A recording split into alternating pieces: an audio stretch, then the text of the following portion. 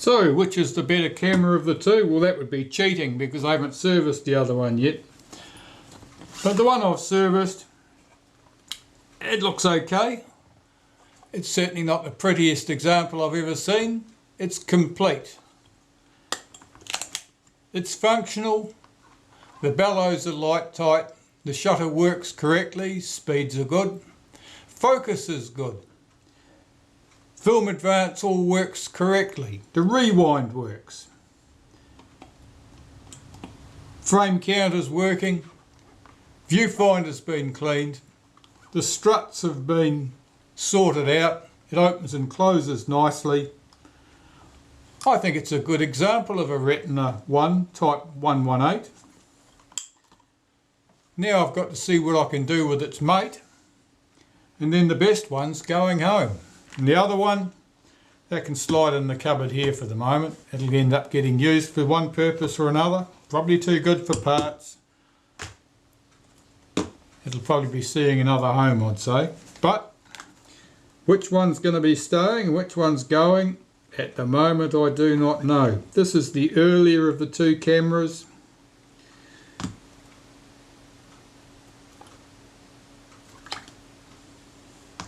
It's got its flaws overall. It's hard to say which is in the better condition. This one now has to come to pieces.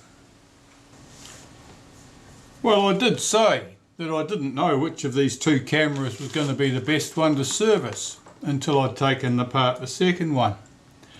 And these parts I've just got back from the ultrasonic cleaner. Look at that. These parts are like new. Here's the take-up shaft. That's not all rubbed through to the brass and worn away like the other camera. All of these pieces just look like new parts. So this camera, the second one I've repaired, is the earlier model, and there's no contest. After I've cleaned up these components, they just look like new. This is going to be like assembling a brand new camera. So I think I answered that question. I was wasting my time servicing the other camera. This one is a standout camera in terms of quality. Everything's just marvellous. So you probably won't see much going on here as I reassemble this. I will reassemble it, get it back to a good functioning camera again, and once that's done I'll compare the two cameras at the end and I'll talk through the differences between the two. I'm checking the bellows on this second camera to see what sort of state they're in. And I noticed there's already been some patching attempts here. Now the bellows here, I'll zoom you in a wee bit. You can hardly see anything. This is all black on black, so it's never easy to see.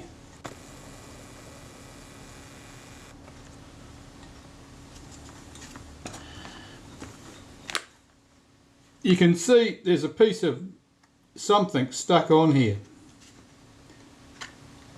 To be honest, it looks like it's stiff. It almost looks like masking tape or something painted black. Now the bellows here are obviously leaking.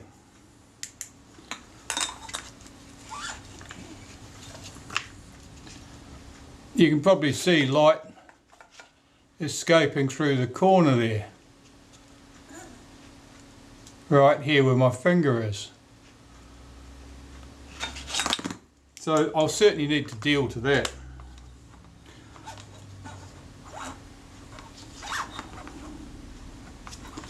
On the inside of the bellows, I can see another patch down here at the bottom. Probably the same material's been used. This patch is all but useless. I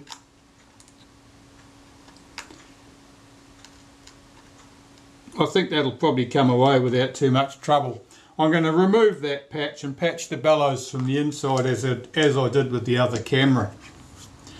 But to do that, I'll just put a bit of naphtha on that patch in the hope that it'll soften the adhesive that the previous repairer has used.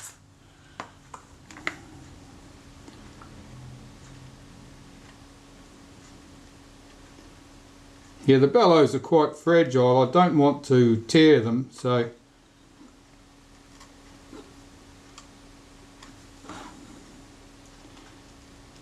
it's anyone's guess what adhesive's been used there. I mean, potentially some bright spark might have tried to use super glue, in which case it's going to be exceptionally difficult to get that off. I'm going to try warming it with a hairdryer. If it's a rubbery, gummy sort of cement, that'll soften it and that'll lift off. Back shortly. Yes, I was correct. The hairdryer, heating that with a hairdryer fixed that straight away. This patch, I don't know what that material is still. It's very stiff. The stiffness may be a product of the adhesive. The surface of this stuff really does remind me of masking tape. I don't know what else it is. Some sort of paper-based tape. So these bellows I will now patch from the inside at this point. I may revisit the earlier patches that are on the inside as well. If I can unfold these bellows slightly, I can get the front plate out. They may be glued over it.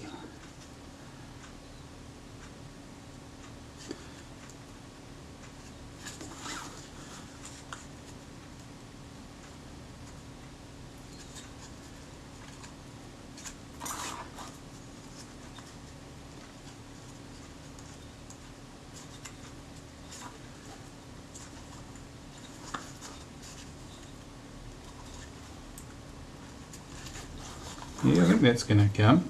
Yep. That's in business. Right. That just frees up the front of the bellows, allows me better access to this, to pull it out straight and get my patches in. Of course, it's this corner I'm most interested in dealing with. So the first thing I'm going to do, see if I can get you here. First thing I'm going to do is where that little patch is torn up there, I'm going to glue those fragments back down so that they sit where they should do, and then I'm going to patch from the inside. I'll start by just taking a little bit of adhesive and transferring that to where the bellows are split at this point. The bellows are two layers. There's a layer of cloth, a layer of leather on the outside. There are also little paper or card panels in there, and their job is to give the flatness to the pleats, if you like.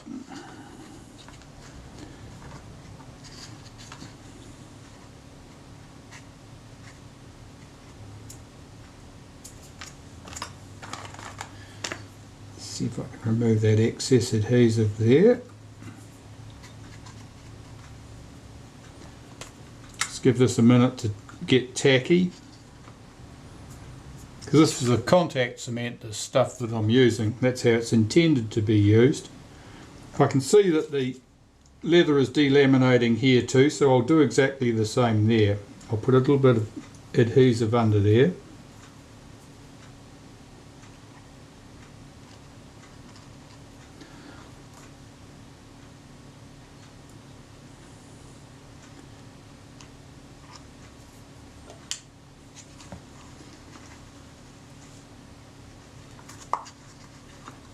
Now I've just pushed that first lot of leather together. The repair looks invisible at that point. I'll do the same at the back here.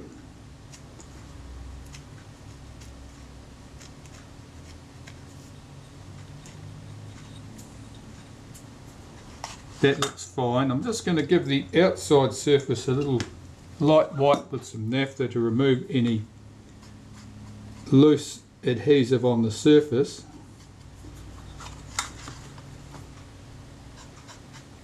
Can't even see where that other patch was now. It was here, wasn't it?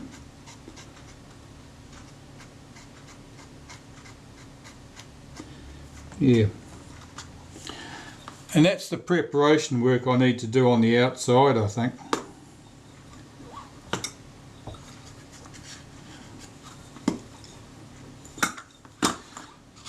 The other patches on these bellows are on the inside at this bottom corner.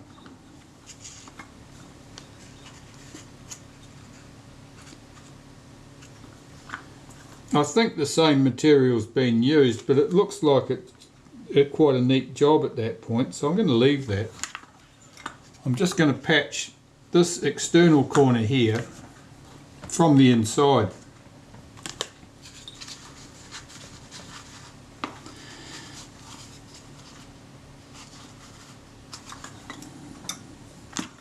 So I'll cut a strip of material. This is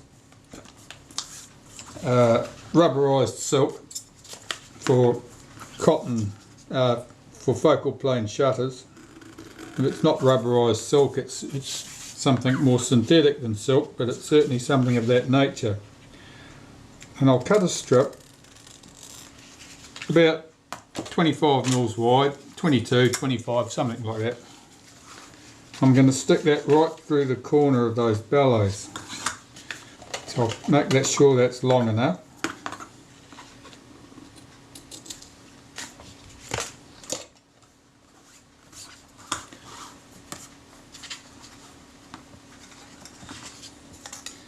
So what I want to achieve is on the inside of the bellows, down here, I need to get a layer of adhesive on there, on each side, now half the width of this. Get a layer of adhesive on my patch, let it get tacky and press it into place. Then I've got to fold the pleats down neatly so that as the glue is still soft, well, it can cure, and I should end up with a nice pliable patch down that edge. That's the theory. So I will use a pencil just to mark those bellows where I need to mark where I want that patch to be.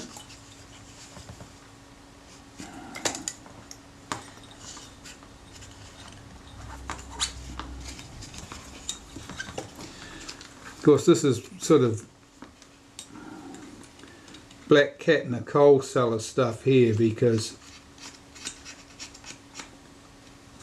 I'm looking down a black hole trying to make marks on the leather.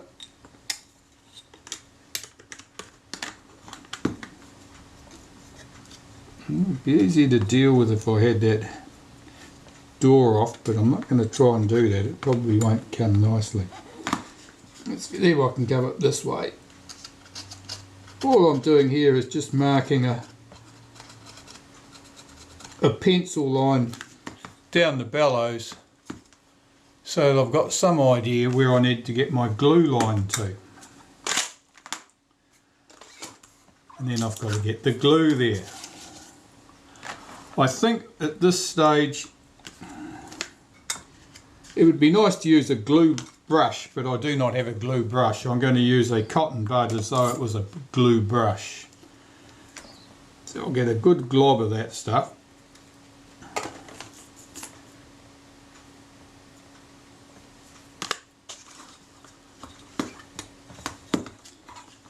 And see if I can paint these bellows.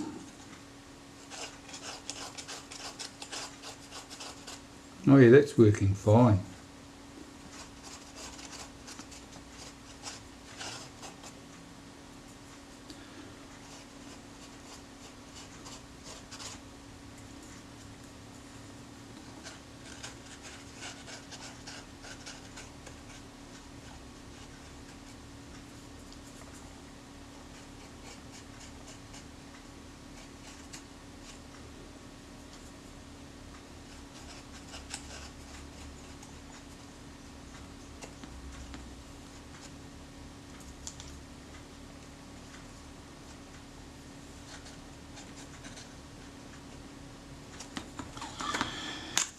Okay, that's piece number one. Now where's my patch? Here it is. And I'm going to put the adhesive on the silk side rather than the rubberized side.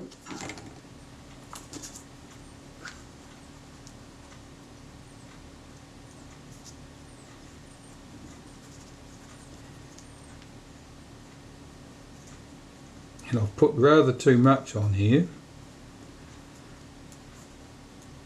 Some of that off. On an even layer, but I don't want a thick layer, because if I've got a thick layer of adhesive, then the patch won't be flexible. I need the patch to be flexible. It's got to be as flexible as the bellows, otherwise things aren't going to go well. Now I will select as many pairs of tweezers as I can get my hands on. I've got to try and wriggle this patch into place.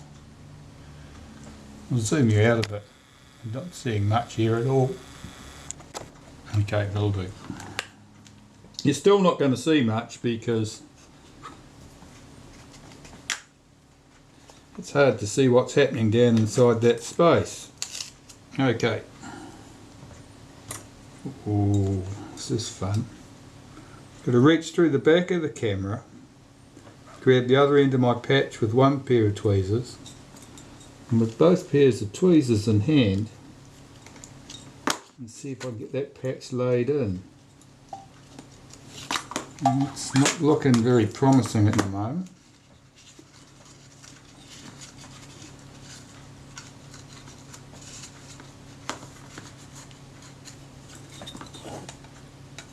No, that went on twisted.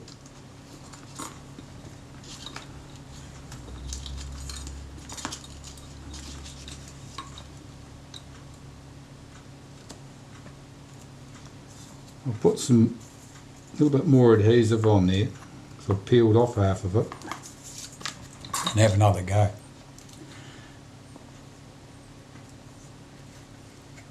I just need to put enough adhesive on here to sort of activate the remnant that's on there. This is all okay. That's not looking wonderful. We'll see what we can do.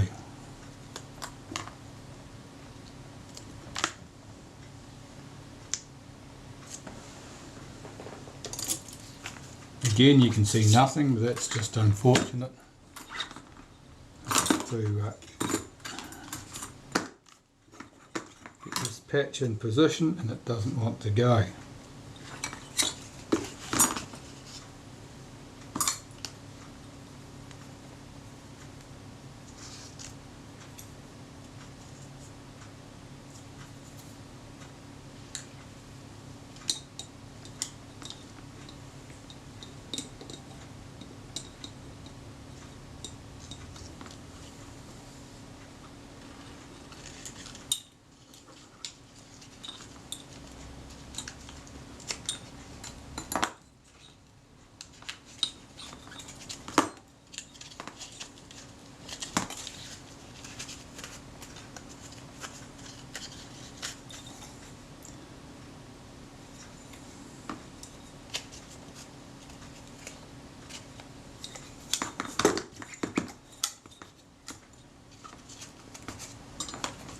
No, it's still not right. It doesn't. It's all on one side. I need it to be evenly across there.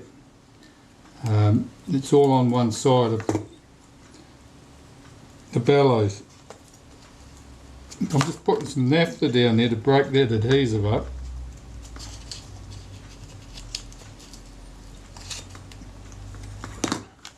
I'll start with a fresh patch,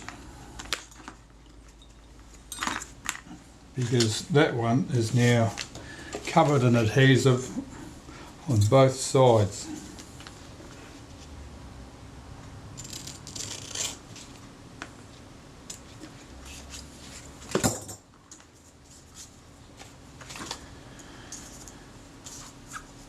Right, start here.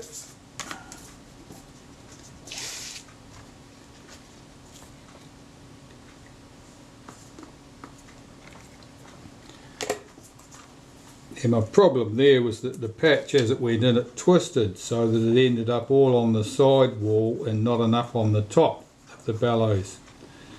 And I wasn't happy that I would get enough support over that whole top corner.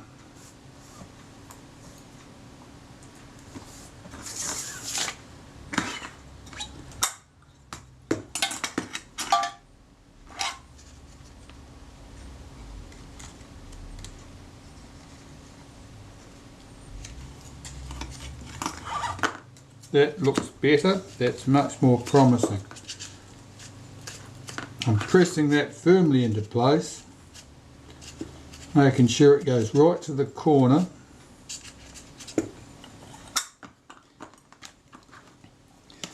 And now I'll make sure that my pleats fold correctly.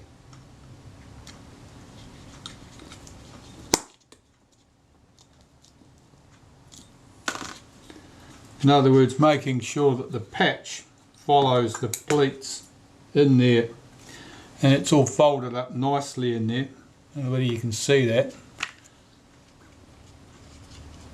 Yeah, that's all folded up nicely. So that patch looks good. I'm pleased with the state of that.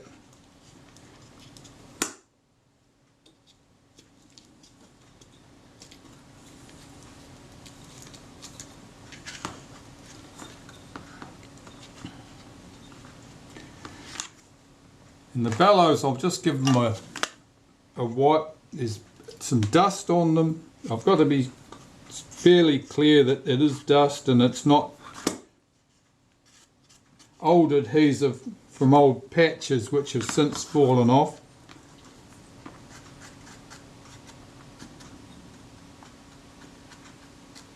Yeah, I can see adhesive has oozed out of those bellows a little bit where it was split on the corner. Of course, the only light leak really was right on the corner there at the front.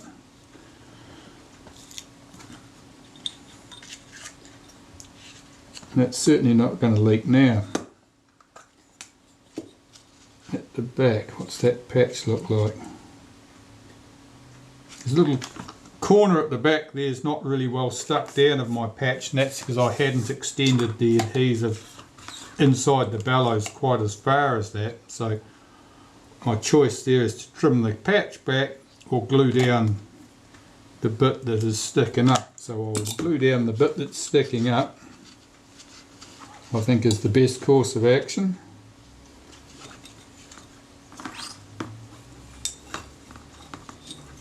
And I'll report back. You can see I'm working my way through reassembling this camera. Got to the film advance, got to the stage where it's assembled, press the lever to reset the film so that you can wind the film further, and you can see here this lever is bent up in the air. It's not contacting this piece here. It needs to push against that, which raises this cam and frees up the film advance again. So this lever's bent up out of shape. Now, how that happened is anyone's guess. Most likely it was forced up in some fashion. I think I can just tap that down. Let's have a little go. See if we've succeeded. So that would lock the film advance, that would push it, frees up the film advance, and so it would go.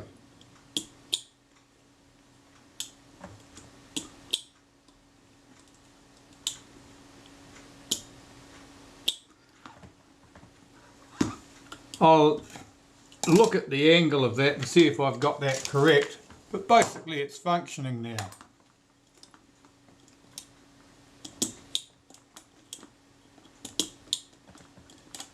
Of course, every time I shift this lever, this little tang on here is pulled forward, which would move the frame counter, which isn't currently fitted.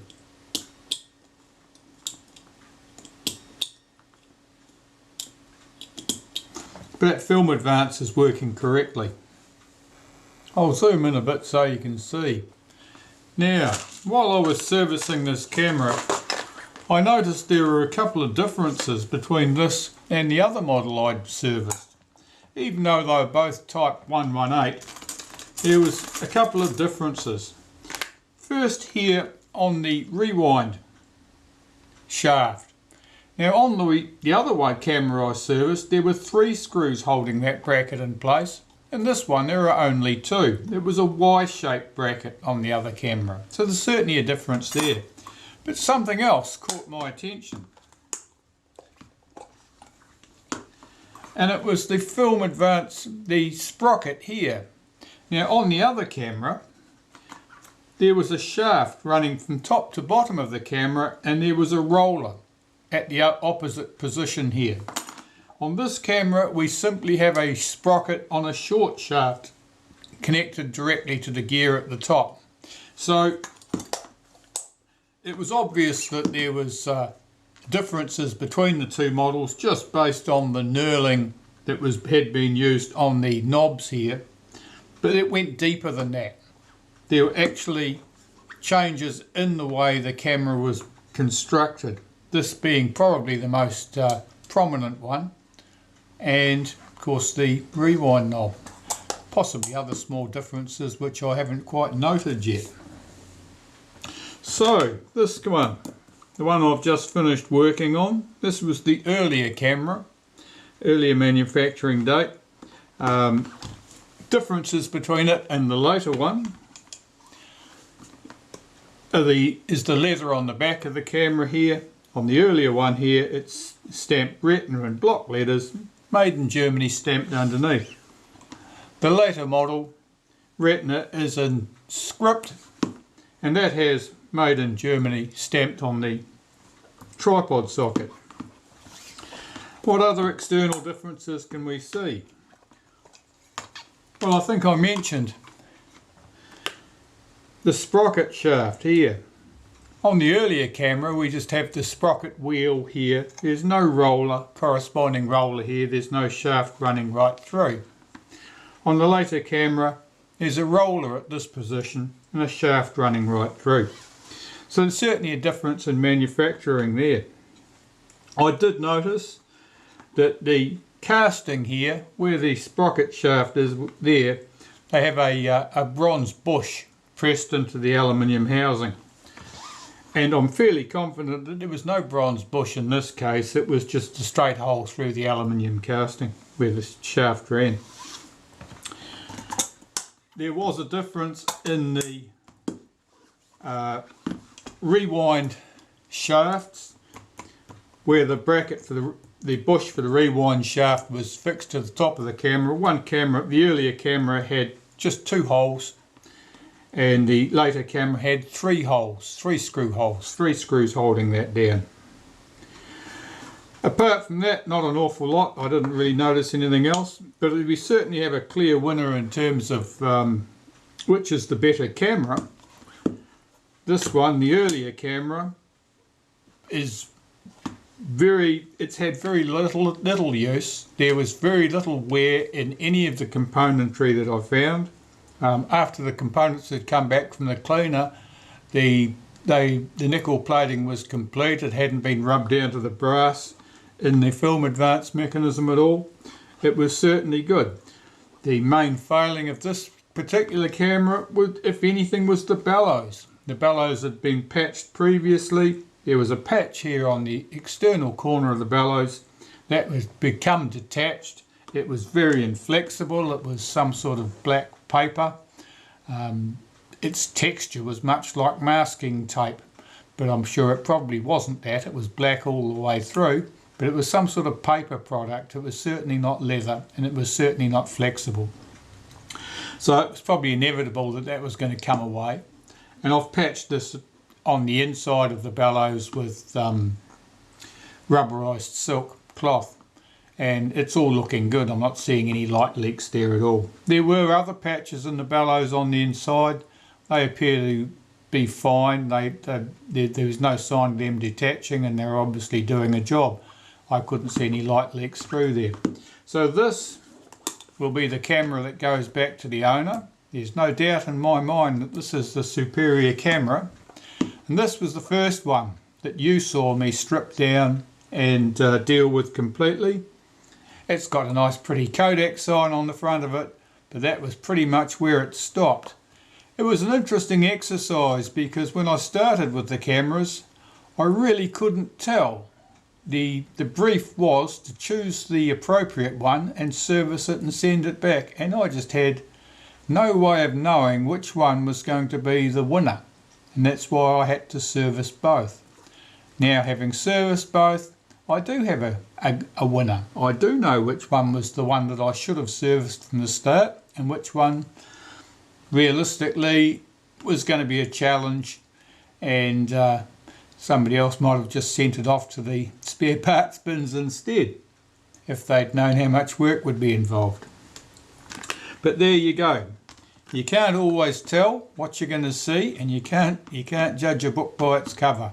As it turns out, one of the two cameras was a clear winner. This is it. Thanks for watching.